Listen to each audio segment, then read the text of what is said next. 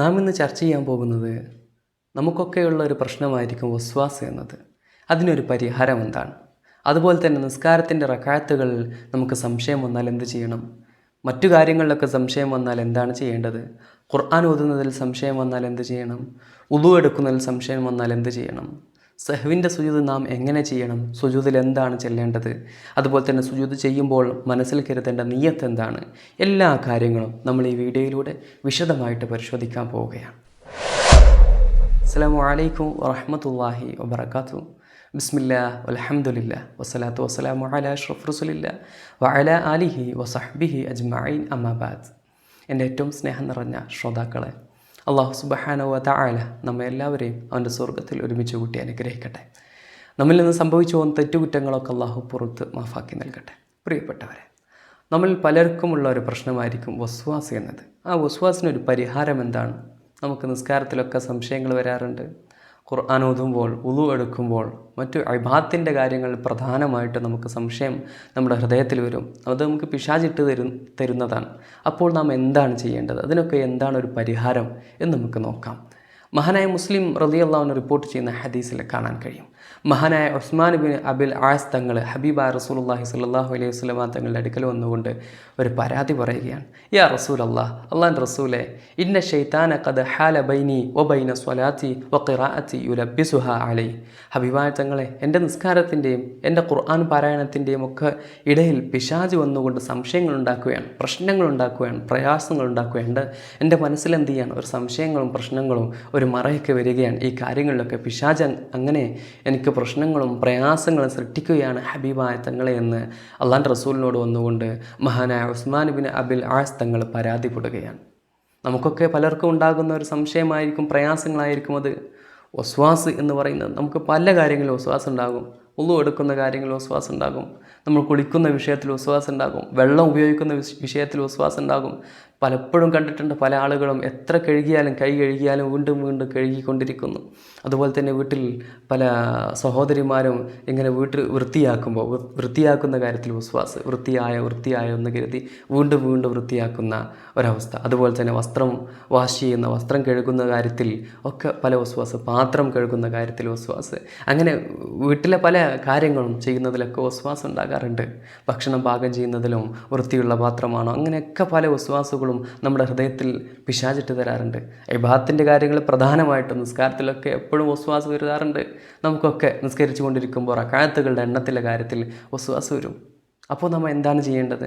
ഇപ്പോൾ ഫുഖാക്കൾ വ്യക്തമായി ഫിഖിൻ്റെ ഗ്രന്ഥങ്ങൾ ചർച്ച ചെയ്യുന്നതായിട്ട് കാണാൻ സാധിക്കും. നമ്മൾ നിസ്കരിച്ചു കൊണ്ടിരിക്കെ റക്അത്തുകളുടെ എണ്ണത്തിൻ്റെ കാര്യത്തിൽ സംശയം വന്നാൽ എന്ത് ചെയ്യണം? ഇപ്പോൾ ഒരാൾ ളുഹ്ർ നിസ്കരിച്ചു കൊണ്ടിരിക്കുകയാണ്, ഉദാഹരണമായി പറയാം. ളുഹ്ർ നിസ്കരിക്കുന്ന ഒരാൾക്ക് എന്തായി? ഞാൻ 3 നിസ്കരിക്കുന്നത് 4 നിസ്കരിക്കുന്നത് എന്ന കാര്യത്തിൽ എന്തായി? സംശയമായി. അപ്പോൾ എന്ത് ചെയ്യും?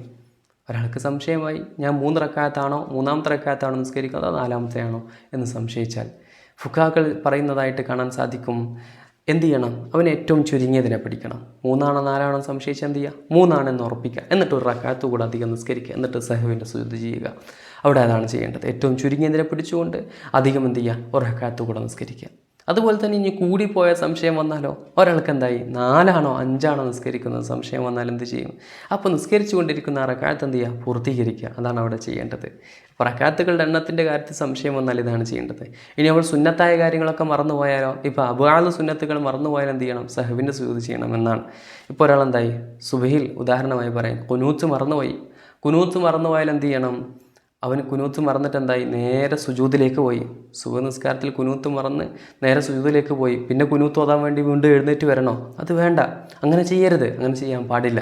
അതെന്ത് ചെയ്യണം? ആ നിസ്കാരം വീണ്ടും 2 സുജൂദൊക്കെ ചെയ്ത് അത്തഹിയാത്തിലെത്തി അത്തഹിയാത്തും സ്വലാത്തും ദുആഒക്കെ കഴിഞ്ഞതിന് ശേഷം എന്ത് ചെയ്യുക? സഹ്വിൻ്റെ സുജൂദ് ചെയ്യുക. അതാണ് അവിടെ വേണ്ടത്. അബ്വാദ് സുന്നത്തുകൾ മറന്നാൽ സഹ്വിൻ്റെ സുജൂദാണ് ചെയ്യേണ്ടത്. ആ സഹ്വിൻ്റെ സുജൂദ് ചെയ്യുമ്പോൾ നമ്മൾ പ്രധാനമായിട്ട് നമ്മൾ ശ്രദ്ധിക്കേണ്ട പ്രധാനപ്പെട്ട കാര്യങ്ങളെന്ന് പറയുന്നത്, സഹ്വിൻ്റെ സുജൂദ് ചെയ്യുന്നതിന് മുമ്പ് ആ അപാകത സംഭവിച്ചത് എന്താണോ? ഇപ്പോൾ കുനൂത്താണ് മറന്നെങ്കിൽ ഞാൻ മറന്നുപോയ ആ കുനൂത്തിന് വേണ്ടി സഹ്വിൻ്റെ സുജൂദ് ചെയ്യുന്നു എന്ന് ചെയ്യുക, മനസ്സിൽ കരുതുക. പറയാൻ പാടില്ല. നാവ് കൊണ്ട് ഉച്ചരിച്ചാൽ എന്താവും? നിസ്കാരം ബാത്തിലായി പോകും. ആ നിയത്ത് നാവ് കൊണ്ട് ഉച്ചരിച്ചാൽ നിസ്കാരം ബാത്തിലായി പോകും. നിയത്ത് കരുതാതിരിക്കാനും പറ്റില്ല.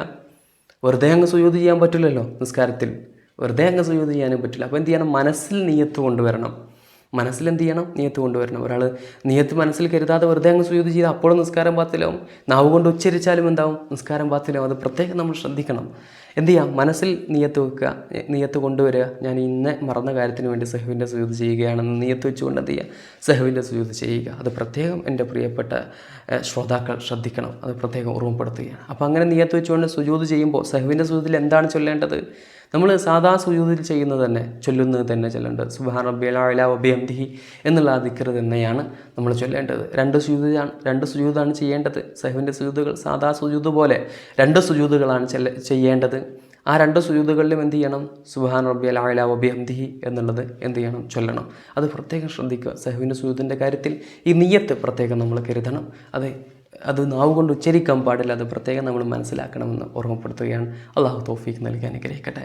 അതുപോലെ തന്നെ വുളൂഇൻ്റെ കാര്യത്തിലൊക്കെ നമുക്ക് പലപ്പോഴും സംശയങ്ങൾ വരാറുണ്ട്. വുളൂഇൻ്റെ കാര്യത്തിൽ നമ്മൾ സംശയിക്കരുത്. നമ്മളെന്ത് ചെയ്യുക? എന്താണ് ചെയ്യുന്നത്? അതിലുണ്ട് ഉറപ്പിക്കുക. എന്നിട്ട് എന്ത് ചെയ്യുക? വുളൂഇനുണ്ട് പൂർത്തീകരിക്കുക. അതാണ് ചെയ്യേണ്ടത്. ഉറപ്പിച്ചിട്ട് എന്ത് ചെയ്യുക? പൂർത്തീകരിക്കുകയാണ് ചെയ്യേണ്ടത്. അപ്പോൾ അതിലൊക്കെ നമ്മുടെ ഹൃദയത്തിൽ പിശാചാണ് ഇങ്ങനെ വസ്വാസ് ഇട്ട് തരുന്നത്. നമുക്കെന്താവും? ഖുർആൻ ഓതുമ്പോൾ തെറ്റിയോ എന്നൊക്കെ വസ്വാസ് വരും. അതുപോലെ തന്നെ മറ്റ് പല കാര്യങ്ങളിലും വസ്വാസ് വരും. ഇങ്ങനെ ഫാത്തിയൊക്കെ വീണ്ടും ആവർത്തിച്ച് ഓതുന്ന ആളുകളെ കണ്ടിട്ടുണ്ട്. ശരിയായോ എന്നിങ്ങനെ വസ്വാസ് വന്നുകൊണ്ട് അങ്ങനത്തെ വസ്വാസമൊക്കെ മാറാൻ, നമുക്ക് അത്തരം പ്രയാസങ്ങളൊക്കെ മാറാൻ നമ്മൾ പ്രധാനമായിട്ട് ചെയ്യേണ്ട ഒരു കാര്യം ഹബീബായ റസൂലുള്ളാഹി സ്വല്ലല്ലാഹു അലൈഹി വസല്ലമ തങ്ങൾ പഠിപ്പിക്കുകയാണ്. ഹബീബായ തങ്ങൾ മഹാനായ ഉസ്മാൻ ഇബ്നു അബിൽ ആസ് തങ്ങൾ പരാതി പറഞ്ഞ ഹബീബായ റസൂലുള്ളാഹി സ്വല്ലല്ലാഹു അലൈഹി വസല്ലമ തങ്ങൾ അതിന് മറുപടി കൊടുക്കുകയാണ്. ഫഖാൽ, ഹബീബായ തങ്ങൾ പറഞ്ഞു, ഫഖാൽ റസൂലുള്ളാഹി സ്വല്ലല്ലാഹു അലൈഹി വസല്ലം, ഹബീബായ തങ്ങൾ പറയാണ്, ദാക ശൈത്താൻ യുഖാൽ ലഹു ഖിൻസിബ്. അതൊരു പിശാചാണ്. നമ്മുടെ ഹൃദയത്തിൽ അങ്ങനത്തെ സംശയങ്ങളൊക്കെ ഉണ്ടാക്കുന്നത് എന്താണ്? ഒരു പിശാചാണ്. ആ പിശാചിൻ്റെ പേരെന്താണ്? ഖിൻസിബ് എന്നാണ്. ഖിൻസിബ് എന്ന പേരുള്ള ഒരു പിശാചാണ് പ്രശ്നങ്ങൾ ഉണ്ടാക്കുന്നതെന്ന് ഹദീസിൽ പറയാണ്. മഹാനായ മുസ്ലിം റളിയല്ലാഹു അൻഹു റിപ്പോർട്ട് ചെയ്യുന്ന ഹദീസാണ്. ഫഇദാ അഹ്സസ്തഹു ഫതഅവ്വദ് ബില്ലാഹ്. എന്ത് ചെയ്യുക? നിങ്ങൾക്ക് അങ്ങനെ സംശയങ്ങൾ വന്നാൽ, നമ്മുടെ ഹൃദയത്തിൽ അങ്ങനത്തെ പ്രയാസങ്ങളും സംശയങ്ങളും വസ്വാസുകൾ വന്നാൽ എന്ത് ചെയ്യണം? ഫഇദാ അഹ്സസ്തഹു ഫതഅവ്വദ് ബില്ലാഹി മിൻഹു. ആ കാര്യത്തെ തൊട്ട് അള്ളാഹുവിനോട് എന്ത് ചെയ്യുക? കാവലിന് ചോദിക്കുക. ആ പിശാചിനെ തൊട്ട് എന്ത് ചെയ്യുക? അള്ളാഹുവിനോട് കാവലിന് ചോദിക്കുക. അതാണ് നമ്മൾ വേണ്ടത്. ആ പിശാചിനെ തൊട്ട് എന്ത് ചെയ്യുക? അള്ളാഹുവിനോട് എന്ത് ചെയ്യുക? ദുആ ചെയ്യുക. അത്ര വസ്വാസ് മാറിക്കിട്ടാൻ വേണ്ടി എന്ത് ചെയ്യുക?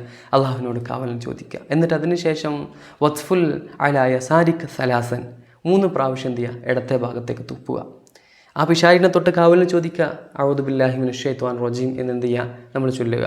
അതിനുശേഷം എന്ത് ചെയ്യുക? ഇടത്തെ ഭാഗത്തേക്ക് 3 പ്രാവശ്യം എന്ത് ചെയ്യുക? തുപ്പുക. അത് ഒരു പരിഹാരമാണ്, വലിയൊരു പരിഹാരമാണ്. ഇത്തരം വസ്വാസിൽ നിന്ന് രക്ഷ നേടാനുള്ള ഒരു പരിഹാരമാണ്. എന്നിട്ട് മഹാനവറുകൾ പറയാണ്, മഹാനായ ഉസ്മാൻ ഇബ്നു അബിൽ ആസ് തങ്ങൾ പറയാണ്, ഫഖാൽ, മഹാനവറുകൾ പറയുന്നു, ഫഫഅൽതു ദാലിക ഫഅദ്ഹബഹുല്ലാഹു അന്നി. അങ്ങനെ ഞാൻ ചെയ്തപ്പോൾ എന്നിൽ നിന്ന് എന്തായി? ആ പിശാച് പോയി, ആ വസ്വാസം മാറിക്കിട്ടിയെന്ന് മഹാനവറുകൾ പറയാണ്. അപ്പോൾ അതുകൊണ്ട് ഇങ്ങനെ പ്രവർത്തിക്കുക. അതുപോലെ തന്നെ നിസ്കാരത്തിൻ്റെ റക്അത്തുകളുടെ എണ്ണത്തിലും കാര്യങ്ങളൊക്കെ സംശയം വന്നാൽ നമ്മൾ ഇതാണ് ചെയ്യേണ്ടത്. അത് പ്രത്യേകം മനസ്സിലാക്കി വെക്കുക. ഇൻഷാ അല്ലാഹ് അള്ളാഹു തൗഫീഖ് നൽകി അനുഗ്രഹിക്കട്ടെ. എല്ലാ വസ്വാസങ്ങളും പ്രശ്നങ്ങളും പ്രയാസങ്ങളും അള്ളാഹു മാറ്റി നൽകട്ടെ. നമ്മുടെ എല്ലാ ബുദ്ധിമുട്ടുകളും അള്ളാഹു മാറ്റി നൽകട്ടെ. നമ്മെ എല്ലാവരെയും അള്ളാഹു സ്വർഗ്ഗത്തിൽ ഒരുമിച്ച് കൂട്ടി അനുഗ്രഹിക്കട്ടെ. അള്ളാഹു സുബ്ഹാനഹു വ തആല നമ്മുടെ അടുത്ത ആരാധനാകർമ്മങ്ങൾ, നാം ചെയ്യുന്ന എല്ലാ സൽക്കർമ്മങ്ങളും അള്ളാഹു സ്വീകരിക്കട്ടെ. ആമീൻ ആമീൻ യാ റബ്ബൽ ആലമീൻ. എല്ലാവരും ദുആ ചെയ്യണമെന്ന വസിയത്തോടെ ഞാൻ അവസാനിപ്പിക്കുകയാണ്. വാഖിറു ദഅവാന അനിൽ ഹംദുലില്ലാഹി റബ്ബിൽ ആലമീൻ. അസ്സലാമു അലൈക്കും വറഹ്മത്തുള്ളാഹി വബറകാതുഹു.